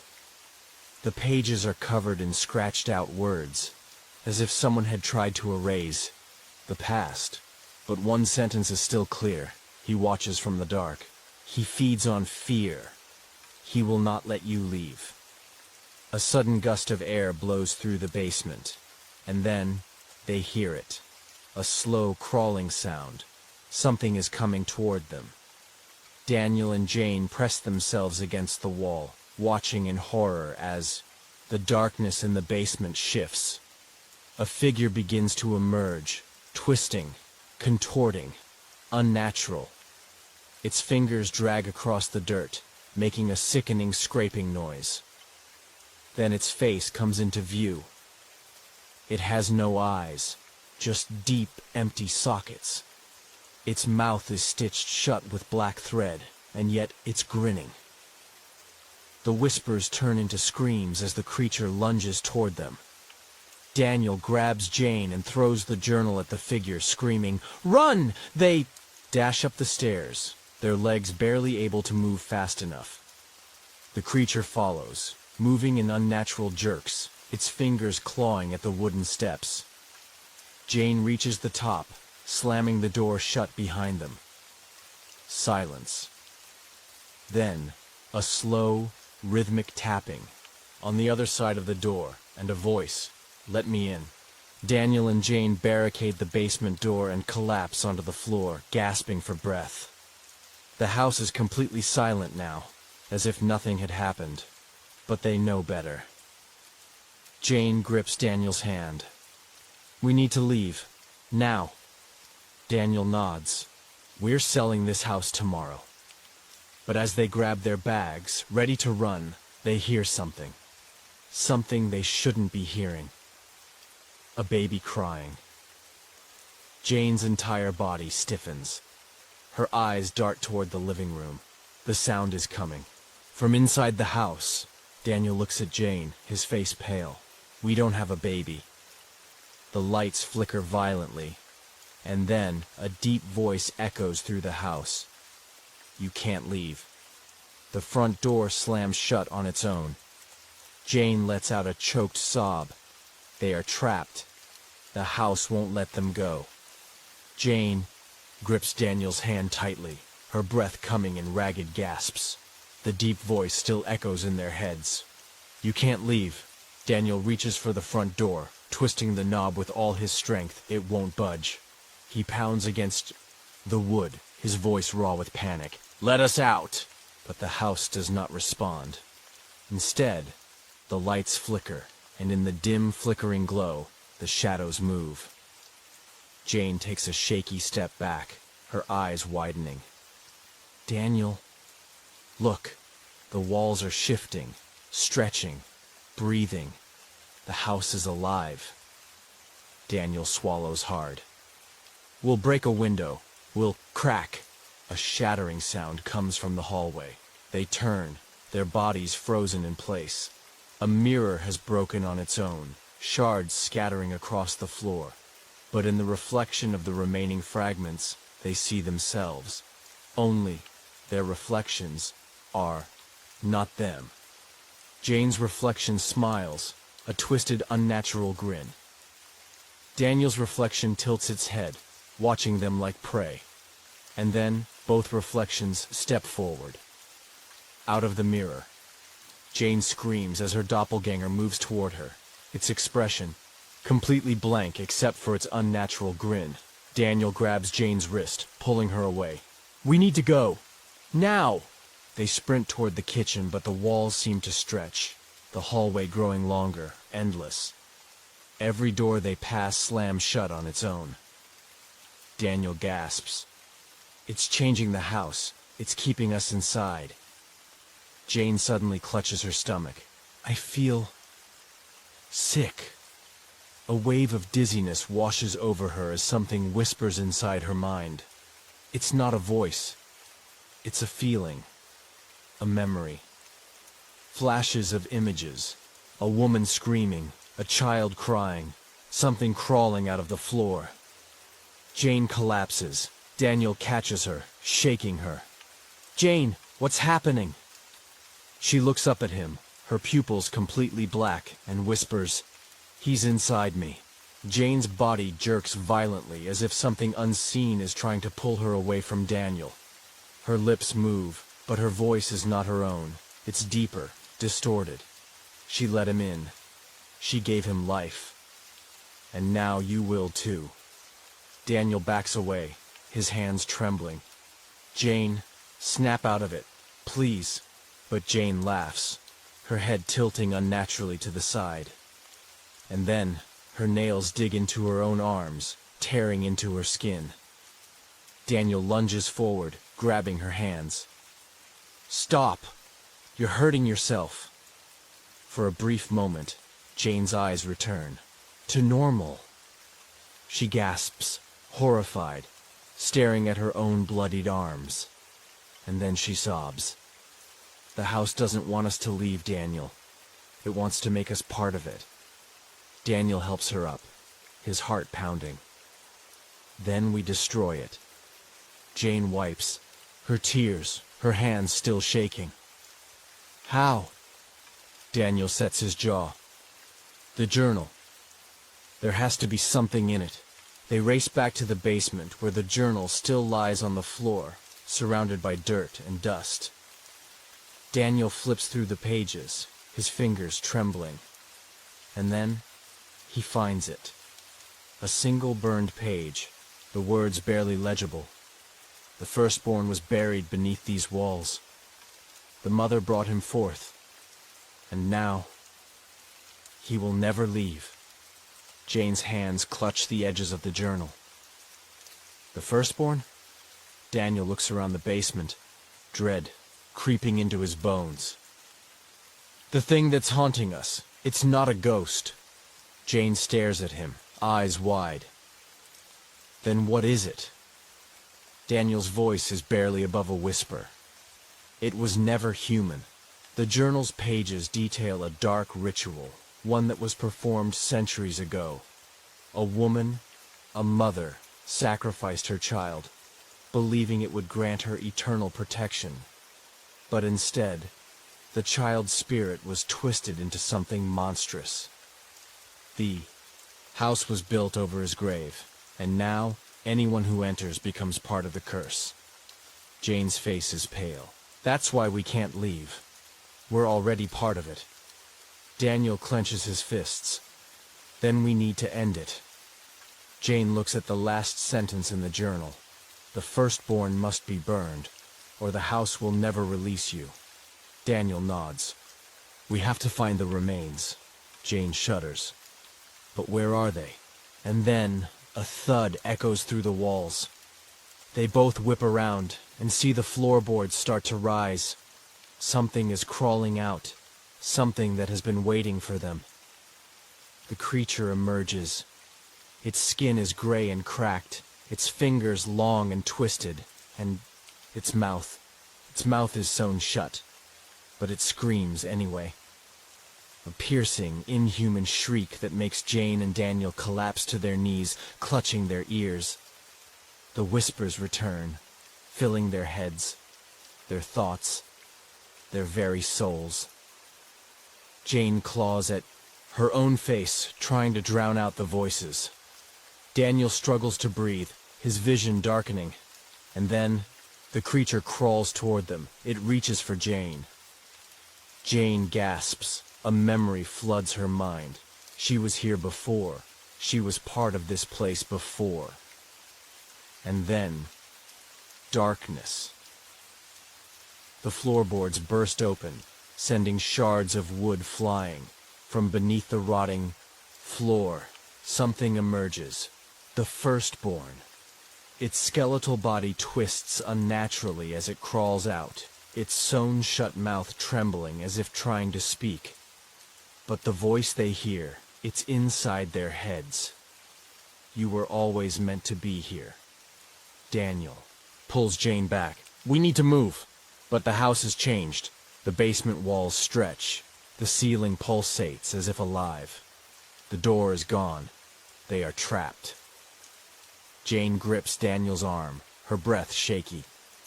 The ritual, it was never finished. Daniel's stomach turns. What do you mean? Jane stares at the creature as realization dawns on her. It needs a sacrifice. The firstborn's body twitches violently, its fingers twitching as if reaching for them. But it doesn't attack. Instead, its black hollow eyes focus on Jane. Jane suddenly staggers forward, as if something is pulling her. Daniel grabs her wrist. Jane, no! Her body jerks violently, her eyes rolling back. She screams. And then, she is somewhere else.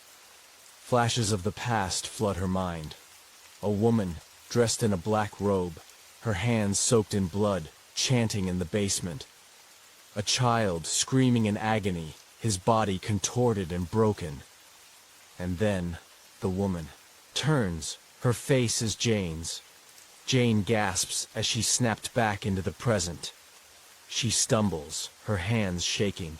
Daniel, I think I was part of this. Daniel stares at her, horrified. What are you talking about? Jane looks at her. Hands, her fingernails are covered in dirt, as if she's dug something up. She whispers, I think I was the mother. Daniel shakes his head. That's impossible. You weren't even born back then. Jane grips her temples, her head pounding with memories that are not hers. She sees herself, not in the present, but in another time, standing in this very basement, holding a dagger and whispering the incantation to summon the firstborn. Her heart races. Oh my God. I didn't just live in this house before. Daniel's blood turns cold. Jane looks up at him, her voice hollow. I created it. The firstborn takes a step forward, its joints cracking. Daniel shoves Jane behind him. Stay back!